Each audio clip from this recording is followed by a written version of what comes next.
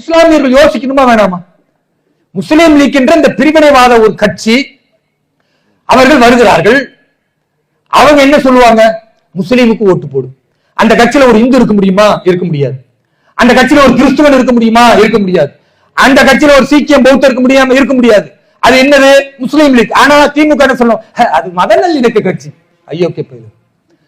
ஆனா பாரதிய ஜனதா கட்சியில பாருங்க, ஒரு இஸ்லாமியன் தொப்பி அணிந்து தாடி வைத்து நான் என்னுடைய பிரச்சாரத்தை ஆரம்பிக்கும் பொழுது உங்கள் மீது இறைவனின் சாந்தியும் சமாதானமும் நிலவட்டுமாக என்று நபிகள் நாயகம் சொன்னதை நானும் உங்களுக்கு சொல்லி ஆரம்பிக்கின்றேன். இது மத நல்லிணக்கமா?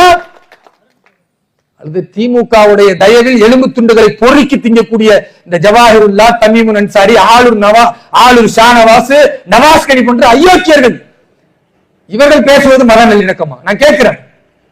அப்ப அங்கே முஸ்லீம் லீக் வந்து அவர்களுக்கு ரொம்ப புனிதமானதான். அது மதவாத கட்சி இல்லையா? பாரதிய ஜனதா கட்சியில இஸ்லாமியர்கள், இந்துக்கள், கிறிஸ்தவர்கள் யாரு வேணா சேரலாம். நாங்க ஒருத்தர் மட்டும் கேட்க மாட்டோம். இந்த கடவுள் மறுப்பு காட்டு மிராண்டி கொள்கையை சொன்ன யாரெல்லாம் இருக்கிறார்களோ அவர்களை நாங்கள் சேர்க்க மாட்டோம். ஏன்னா இது ஒரு ஆன்மீக பூமி. இந்த மண்ணில் கடவுள் நம்பிக்கை உள்ளவர்களுக்குத்தான் மரியாதையை தவிர, கடவுள் நம்பிக்கைய ஸ்ரீராமபிரானை செருப்பால் அடிச்சதை பெருமையா பேசுறோம். இன்னொரு வாட்டி பேசினா அவனையும் சேர்த்து செருப்பால் அடிப்போம் என்று சொல்லக்கூடிய ஒரு வல்லமை மிக்க கூட்டத்தை இன்றைக்கு உருவாக்கி கொண்டிருக்கிறோம். இப்ப மதவாதத்தை பேசுவதற்கு திமுகவுக்கு யோக்கியதை இருக்கா, அருகதை இருக்கா? நான் கேட்கிறேன்.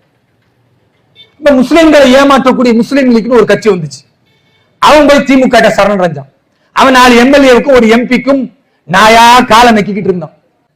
அப்ப இந்த முஸ்லிம் லீக்ல போய் அவன் மட்டுமே அனுபவிச்சானோ உடனே இந்த ஜவாஹிர்ல பார்த்தார். தமுமுக ஒரு அமைப்பு, அது ஒரு அடிப்படைவாத பிரிவினைவாதத்தை பேசுகிற அமைப்பு. அதை பேசிக்கிட்டு இருந்தா பத்தாது, அதிகாரத்தை சுவைக்கணும். அப்ப என்ன பண்றது? மறுபடி முஸ்லிம்களே கிளர்ந்தெழுங்கள், திமுக நமக்கு எதிராக இருக்கிறது, இந்த முஸ்லிம் லீக் திமுகவுக்கு அடிமை கட்சியாக மாறிவிட்டது என்று சொல்லிவிட்டு இதே ஜவாஹிருல்லா, இதே அப்துல் சமது போன்ற இந்த அயோக்கியர்கள் எல்லாம் ஒன்று சேர்ந்து நாம மனிதநேய மக்கள் கட்சின்னு ஒரு கட்சியை ஆரம்பிப்போம், நமக்கென்று ஒரு புது சின்னத்தை வைப்போம், நம்ம சின்னத்துல போட்டிட்டு சட்டமன்றத்தில் போய் பேசுவோம் அப்படின்னு சொன்னாங்க. இந்த இஸ்லாமிய மக்கள் சிந்திக்காத மக்களாச்சு. அப்படின்னா ஐயோ மோடி வராரா அப்படின்னு பயப்படுற அளவுக்கு ஆக்கி விட்டாங்க. வீரமிக்க ஒரு சமூகம் இஸ்லாமிய சமூகம்.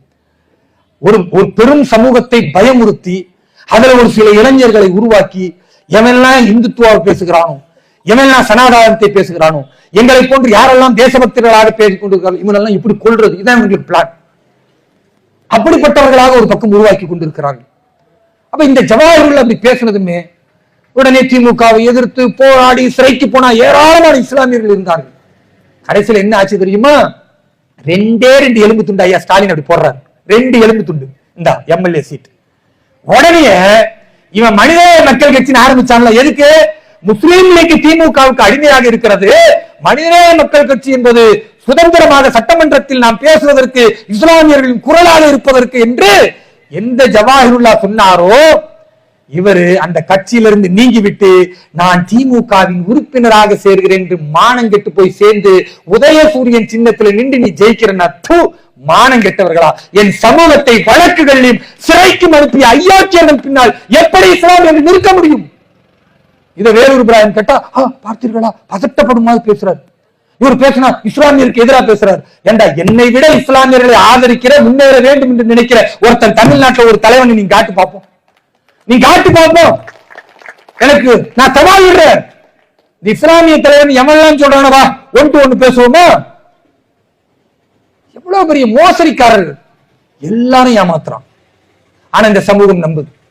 நான் அதான் சொல்றேன், ஒரே ஒரு முறை நீ பாரதிய ஜனதா கட்சியை நம்பிப்பார், ஒரு வாட்டி, ஒரே வாட்டி.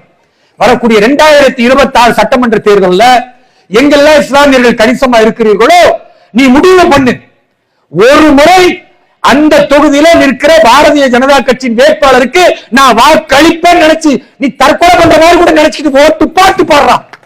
ஒரே ஒரு வாட்டி இஸ்லாமியர்கள் நீ கணிசமா இருக்கிற பகுதியில தாமரைக்கு ஓட்டு போட்டு பாரு. நாளைக்கு உன் பகுதி மட்டும் முன்னேறாது, உன் பிள்ளை முன்னேறும், உன் பிள்ளை படிக்கும். நீ அரபு நாட்டுல போய் ஆடு மாடு மேய்க்க தேவையில்ல. இங்க சொந்த தொழிலை முத்ரா வங்கி கடன் மூலமாக, சிறுபான்மை மக்களின் நலத்திட்டங்களின் மூலமாக நீயும் தலை நிமிர்ந்து நிற்கிற ஒரு வாய்ப்பை நாங்கள் உருவாக்கி தருவோம். அப்போ உனக்கு உண்மையாகவே தெரியும் எதிரி யார் என்று. அப்பதான் உன்னை திமுக எப்படி வஞ்சிப்பான், உன்னை எவ்வளவெல்லாம் எதிர்த்து பேசுமா, எவ்வளவெல்லாம் இஸ்லாமிய சமூகத்தை, இஸ்லாமிய ஆன்மீக நம்பிக்கை அவதூறாக பேசுவான் என்று அப்பதான் இஸ்லாமிய மக்களுக்கு தெரியும். ஒரே ஒரு முறை நீ யோசிச்சுப்பார். திருக்குரான் கூட அதைத்தான் சொல்லுகிறது. அல்லதீன யஸ்தமிஊனல் கௌல ஃபயத்தபிஊனல் அஹ்ஸனா. உண்மையான இறை நம்பிக்கையாளன் யார்? இந்த பக்கம் என்ன சொல்லுது, இந்த பக்கம் என்ன சொல்லுதுன்னு கேட்கணும். ரெண்டு பக்கம் கேட்டுட்டு முடிவு பண்ணணும். அவன் தான் சரியான முஸ்லீம். நான் கூட பிஜேபி கடந்த காலத்துல திட்டிருக்கேன், நான் கூட RSS திட்டினேன். ஏன்னா ஒரு தரப்புலயே கேட்டேன், பிறகு இன்னொரு தரப்புல இந்த பிஜேபி காரன் என்னதான் சொல்றான், இந்த RSS காரன் என்னதான் சொல்றான் என்று காது கொடுத்து கேட்டதுனாலதான் இன்றைக்கு நான் ஒரு தேசபக்தனாக இந்த தேசத்திற்காக என் உயிரை விட என் தேசம் முக்கியம் குரல் எழுப்பிட்டு இருக்கேன். ஏன் இது எல்லா இஸ்லாமியர்களும் சிந்திக்க முடியாதா? நான் இஸ்லாமியர்கள் மூலையில் என்ன பூட்டு போட்டிருக்கா? கிடையாது. நீ கேளு, நான் பேசுறதை கேளு, நாங்கள் சொல்றதை கேளு, அதுல ஏதாவது பொய் இருக்கான்னு கேளு. அப்படி பொய் இருக்கு நீ நினைச்சா, உன்னை யாரெல்லாம் நீ தலைவன் நினைச்சுக்கிட்டு இருக்கியோ அவனை கூட்டிட்டு வா, பேச தயார், கருத்தியலாக விவாதிக்க தயார். நான் கருத்தியலா பேச கூப்பிட்டா நீ கத்தி எடுத்துட்டு வந்தா நான் என்ன பண்றது? யோசிச்சு பாரு.